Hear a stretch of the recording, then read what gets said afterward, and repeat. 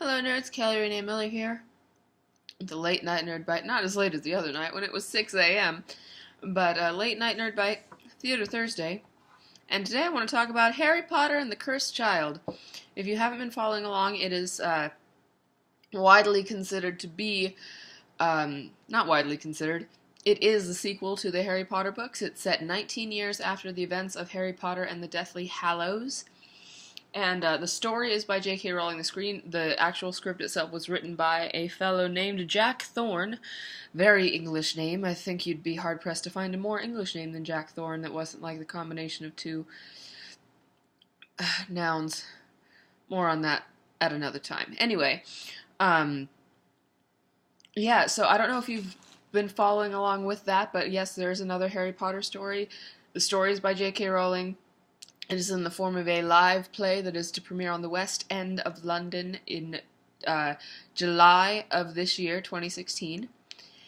And the biggest thing that's been surrounding it is in rehearsals now, or at least it's been cast. And J.K. Rowling herself spoke about this because there's been a lot of fan outrage about Hermione's casting because they cast a black lady. And J.K. Rowling tweeted something like, big personality, frizzy hair, this and that, like, nothing about skin color in canon, and she's the author, so she would know. She actually really loved the casting, and you can just look that up yourself on the Twitter, because it went everywhere, because she's eloquent and takes no shit. My favorite kind of lady. But then I read a little bit later, I thought it was because the show had premiered already. I thought, oh, that was quick. But no, there were actually some critics, like theater critics or something. People that have a modicum of clout in the industry that were also getting down on the casting. Not of this particular actress, but just of a black Hermione. And it's like, calm the fuck down, people. It's theater. Kind of what this whole thing was designed for. And, yeah, the author herself said it. She considered Hermione as how she wrote her in the book, which was mostly descriptive of hair and personality. No mention of skin color. Then the movies cast a little white girl, and everyone's like, but Hermione's white! In the movies. She's whoever you want her to be in the books. And now this play, she's black. Yay, huzzah! So, of course, there's mass. Oh, by the way, Harry Potter and the Cursed Child will also be available on Pottermore. I will link to that in the description, as well as this article from the News Tribe.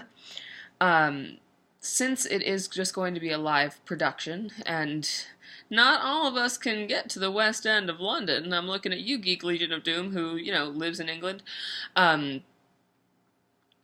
That is sad for us Potterheads that can't necessarily make a trek to Europe